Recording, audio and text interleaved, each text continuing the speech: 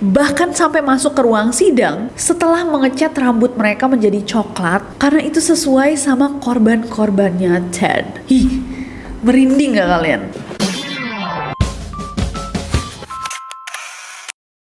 Hey guys, it's Nessie and welcome back. Kalau kalian belum subscribe ke channel ini, jangan lupa klik tombol subscribe di bawah, gampang banget. Karena di sini selalu ada video-video menarik seperti yang akan kita bahas hari ini. Guys, aku mau tanya sama kalian. Di antara banyaknya orang ternama yang hebat, gak harus ternama deh, orang-orang hebat dalam sejarah atau di antara 8 miliar manusia yang hidup di bumi saat ini, yang keren, ganteng, cantik, pintar, multitalenta, bertahta, berani, siapa coba idola kalian? Boleh banget di komen di bawah sebelum kita masuk ke videonya. Kita sering banget denger fandom name kayak Swifties, Beliebers, Blink Army, Bersenadia, Teman Tulus, Slankers, Smash Blast, Baladewa, Sheila Gang, Setia, dan yang terbaik dari yang terbaik of course Neroris. Fans Neror. Tapi kalian percaya nggak guys bahwa ada orang-orang yang malah mengidolakan, tertarik sampai mencintai seorang kriminal? Mereka yang bahkan sudah didakwa bersalah sampai menghabisi nyawa manusia lainnya. Ternyata ketertarikan terhadap seorang kriminal kejahatan, bad boys, bad girls, cowok atau cewek red flag, itu bisa aja sebuah kelainan psikologis yang bernama hibristofilia atau yang lebih dikenal dengan sindrom Bonnie and Clyde. Dan dari data, kebanyakan yang mengalami itu adalah perempuan. Secara emosional, banyak banget alasan kenapa seorang perempuan mungkin tertarik dengan persona-persona bad boys. Salah satunya adalah mereka yang berharap bisa memperbaiki si bad boy ini dengan memberikan banyak cinta, kasih sayang yang mereka percaya si bad boy itu tidak pernah dapatkan. Agar mereka sadar bahwa mereka tuh sebenarnya berharga. Nah tentunya ini sebenarnya hal yang sangat-sangat berbahaya. Dan ini gak cuma terjadi walaupun kebanyakan sama perempuan, juga terjadi banyak sama laki-laki. Mereka tertarik dengan orang-orang problematik dengan harapan mereka lah yang akan menjadi hero atau pahlawan. Sekali lagi ini berbahaya karena dalam kebanyakan kasus, retorika tersebut tidak bekerja. Alias gak semudah itu untuk merubah seseorang. Dan terkadang untuk menyelamatkan diri sendiri emang paling aman mempercayai tabiat seseorang seperti yang mereka tunjukkan pada kalian. Jangan berharap bisa merubah seseorang. Kenapa Bill? Kok sambil bereaksi sih? Bisa. Susah kan? Pasti kalian juga punya kan teman-teman kayak gini. Bilangin gak bisa. Tapi bukan kriminal. Bukan kriminal. Nah, Kakak Jehan sudah berkata, kita percaya. People don't change unless they want to. Orang gak berubah kecuali mereka mau. Jadi mau kalian forsir kayak apa kalau memang tabiatnya seperti itu, ya gak bisa dirubah. Tapi menarik ya fenomena ini karena banyaknya orang-orang yang menyukai persona-persona atau orang-orang yang problematik. Banyak juga yang berdasarkan empati mereka yang tinggi. Mereka merasa bahwa orang-orang yang bermasalah itu hanya tidak dimengerti. Alias karena mereka empatinya tinggi, mereka baik. Mereka mencoba memasukkan diri mereka di posisi orang yang bermasalah, tapi dengan kesadaran kepala mereka, jadi mereka mikir, gak mungkin lah ada orang yang sejahat itu, pasti di dalam hati kecilnya tuh tetap baik. Dan itulah kebanyakan alasan dari orang-orang yang bisa menyukai para kriminal yang kita akan bahas hari ini. Atau lebih dangkalnya, dari banyak kasus, mereka tetap disukai, memiliki fans, karena mereka memiliki paras yang ganteng atau cantik. Jadi orang-orang ngelihat mereka kayak, aduh luarnya secakep itu, masa sih dalamnya buruk? Gitu guys. Hari ini kita akan membahas para kriminal yang memiliki fans. Siap-siap deh kalian kaget-kaget denger kasus-kasus ini. So without any further ado, let's get to the list.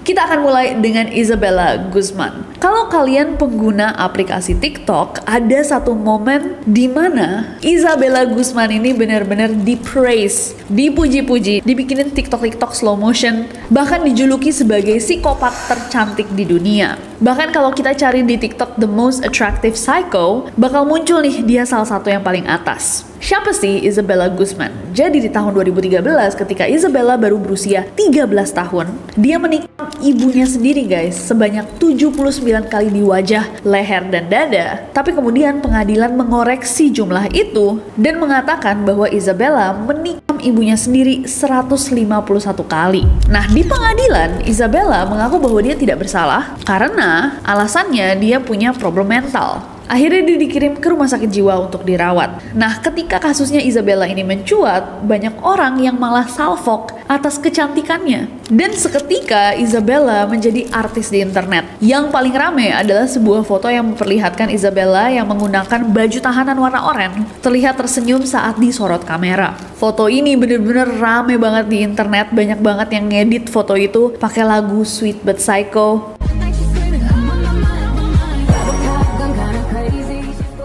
Dan gak cuman memuji kecantikannya Isabella, banyak banget yang percaya bahwa Isabella tidak bersalah.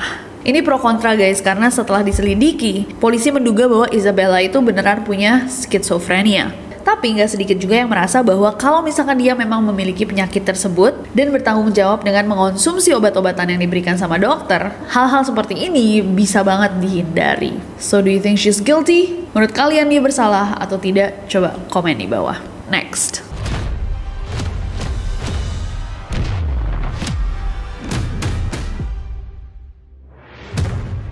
Next ada Ted Bundy. OG Neroris pasti tahu banget bahwa aku udah berkali-kali ngebahas tentang Ted Bundy. Karena dari banyaknya berantai, aku ngerasa bahwa Ted Bundy ini salah satu yang paling menarik. Kasusnya ya, bukan orangnya. Ted Bundy atau Theodore Robert Bundy itu adalah seorang pria berasal dari Amerika Serikat yang terbukti bersalah atas kasus penghilangan nyawa terhadap 30 perempuan pada tahun 1970-an. Termasuk seorang anak perempuan yang baru berusia 12 tahun.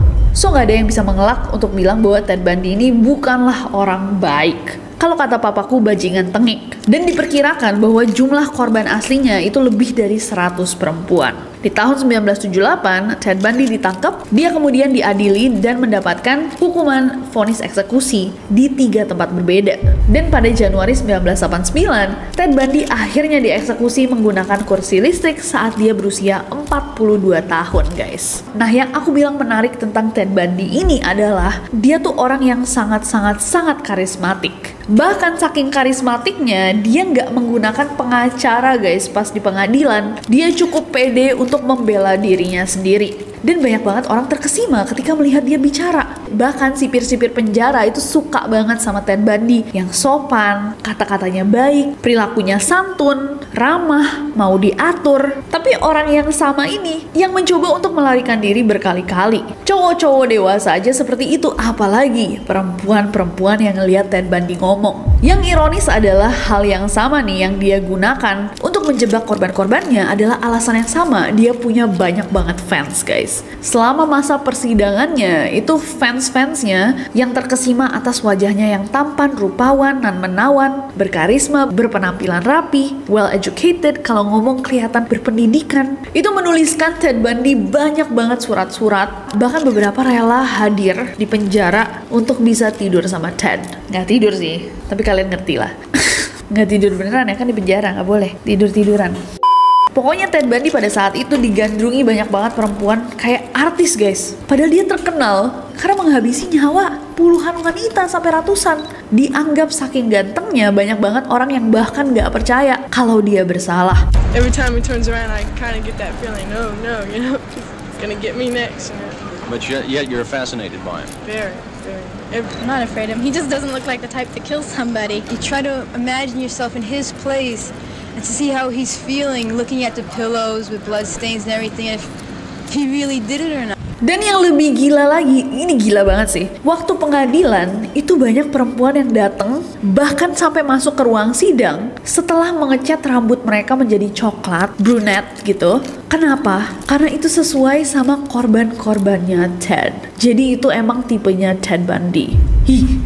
Merinding gak kalian? Aku ngomong aja merinding. Ted juga mendapatkan surat-surat dari fans-fansnya yang berisikan lamaran pernikahan dan juga foto-foto tidak senonoh. Di tahun 1980 saat salah satu proses persidangannya tuh lagi digelar, Ted akhirnya melamar salah satu fansnya dia, namanya Carol Ann Boone. Dan Carol menerima lamarannya.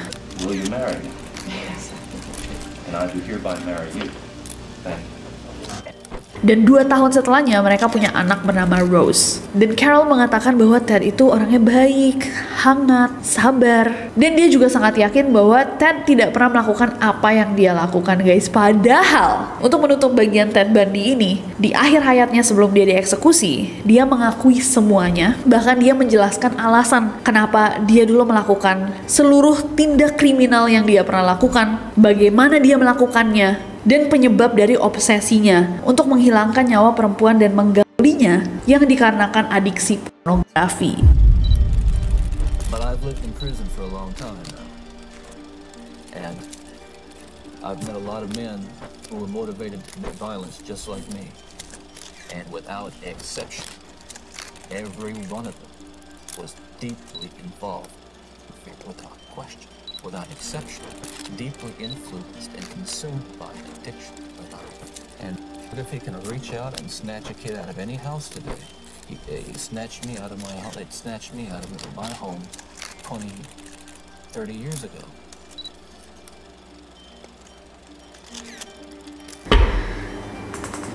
Aja gila. Next.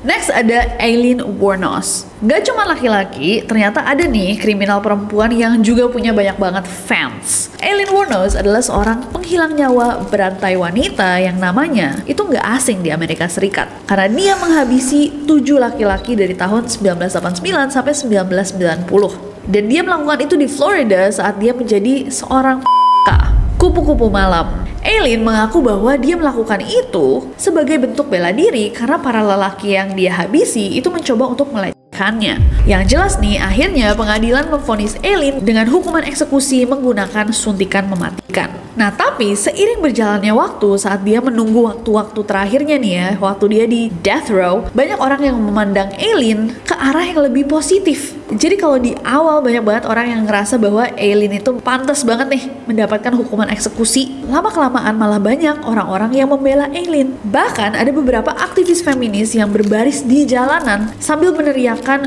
"To free Aileen Wuornos". Mereka merasa bahwa kalau mereka ada di posisinya Aileen, mereka juga akan melakukan hal yang sama untuk membela diri. Nah, selama Aileen ditahan di penjara, Aileen itu banyak banget guys, kayak Ted Bundy, dapat fan mail alias surat dari fans. Tapi yang membedakan adalah kebanyakan surat yang diterima Aileen itu datangnya dari perempuan yang merasa bahwa Aileen itu diberikan vonis yang tidak sesuai. Yang jelas fansnya itu banyak banget guys, sampai Aileen itu sempat masuk ke list tokoh terkenal di Wikipedia dari Troy, Michigan, sejajar sama pemain baseball profesional, aktor pemenang Tony Awards, pelatih MLB, rapper, dan orang-orang terkenal lainnya. Bahkan The Last Resort Bar, tempat terakhir yang Aileen datangi sebelum dia di penjara, itu jadi rame banget juga. Jatuhnya dia kayak influencer gitu guys. Orang-orang jadi suka banget sama dia. Bahkan sekarang di Resort Bar itu ada sebuah lukisan besar Aileen yang dipajang di belakang bar, lengkap sama nama-nama pria yang telah dihabisi oleh Aileen. Dan banyak juga yang menjual souvenir-souvenir dari mukanya Aileen yang diperjualbelikan di internet. Yang ini sedikit kontroversial ya guys, karena di satu sisi dia adalah seorang kriminal yang menghabisi 7 orang yang membahayakan nyawanya, tapi berkesempatan untuk melakukan itu karena pekerjaan berbahaya yang dipilihnya juga. Tapi di sisi lain dia adalah seorang korban yang membela dirinya. Thanks a lot, Society, for railroading my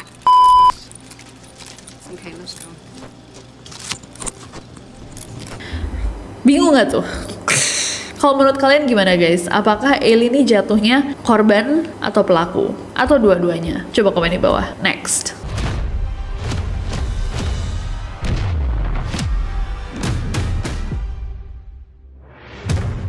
Next ada Ferdy Sambo. Nggak tahu apakah ini akan masuk ke dalam video atau tidak guys. Gak cuman penghilang nyawa berantai yang ada di luar negeri, ternyata ada juga seorang yang divonis kriminal di Indonesia dan kasusnya sangat menggemparkan Indonesia di tahun 2022 yang juga punya banyak fans. Nah, aku yakin kalau misalkan kalian orang Indonesia, nggak mungkin kalian asing sama kasus ini. Kasus polisi bak polisi. Dan seperti yang kita bahas di serial kita yang banyak banget tentang kasus ini, Ferdy Sambo mendapatkan vonis hukuman penjara seumur hidup. Sementara istrinya, Putri C, dipenjara 20 tahun yang dipotong menjadi 10 tahun dan kemudian mendapatkan remisi 5 bulan. Dan Kuat Ma'ruf selaku pengemudi dapat vonis 15 tahun penjara, Brigadir RR dapat vonis 13 tahun penjara, dan Baradae mendapatkan vonis 1 tahun 6 bulan penjara. Nah, selama rangkaian persidangan yang sangat intens dan panjang dilakukan selama hampir 7 bulan, muncul nih orang-orang yang bisa dibilang tergila-gila sama Irjen FS. Gak sedikit dari mereka yang datang ke persidangan untuk bertemu Irjen FS. Bahkan ada nih salah satu perempuan yang berinisial SI yang beberapa kali menghadiri sidang FS dan selalu berusaha untuk menerobos supaya dia bisa berbicara dengan Irjen FS. Mesti sekarang Manirjen ya. Sampai suatu ketika saat FS mau masuk ke dalam ruang sidang, SI ini tiba-tiba menerobos lalu menarik tangannya FS, guys. Petugas langsung meminta SI untuk menjauh. SI kemudian duduk sambil berteriak, "Pak Sambo, Pak Sambo!" Sampai akhirnya dia diminta untuk keluar dari ruang sidang. SI menolak keras, dia terus-terusan teriak, "Mohon maaf Pak, mohon maaf, Pak Sambo, Pak." Sampai akhirnya SI berhasil dikeluarkan dari ruang sidang. Di luar ruang sidang, SI mengaku bahwa dia datang memang hanya untuk menyemangati Irjen FS dan juga untuk bersalaman dan memeluk Irjen FS. SI juga bilang bahwa dia sayang banget sama Irjen FS. Udah mau salam sama Pak Sambo. Pengen ngomong apa? Ya, semangat. Aku sayang sama Pak Sambo. Ya, gimana say? Kalau sayang ya kan, kayak lebih sayang SI ini ya daripada Putri. Namanya cinta ya, cinta itu emang buta. Next.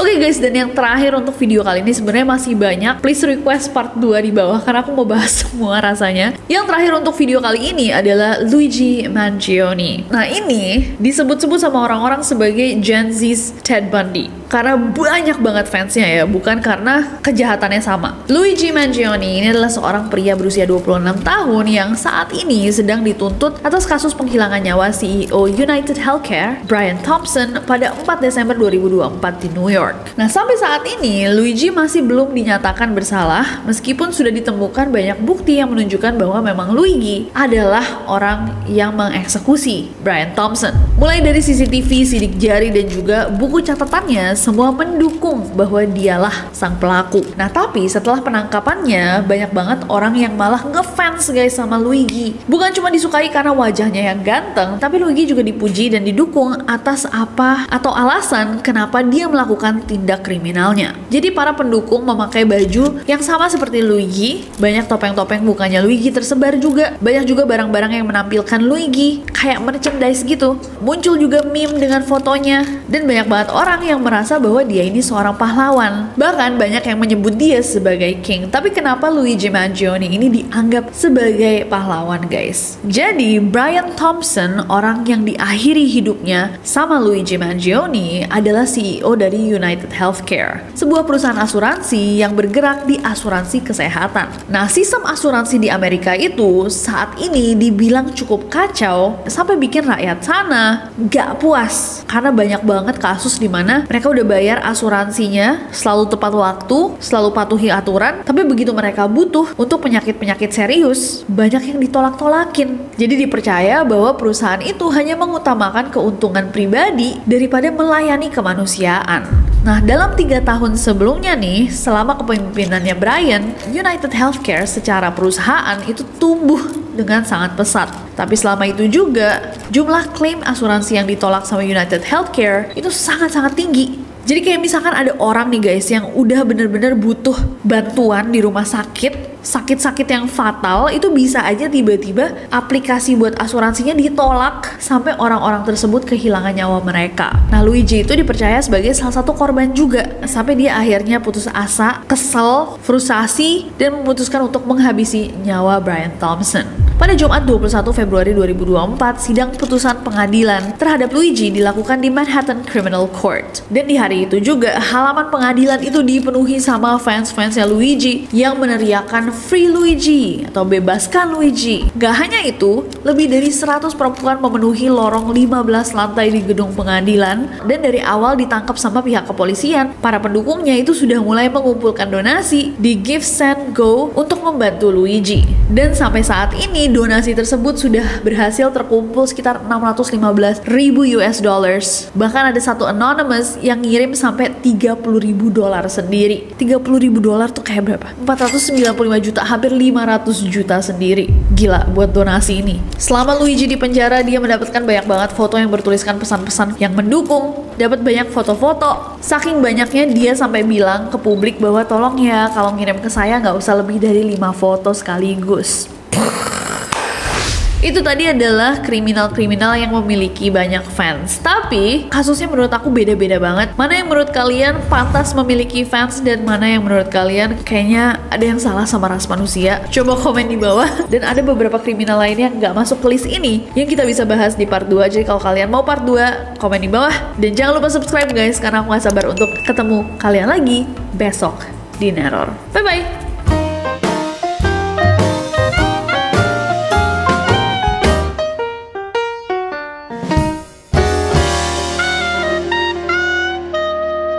Sebagai bentuk bela diri karena para laki-laki atau di antara 8 miliar manusia dan Ted Bundy pada kasusnya Ted ini selalu sangat menarik.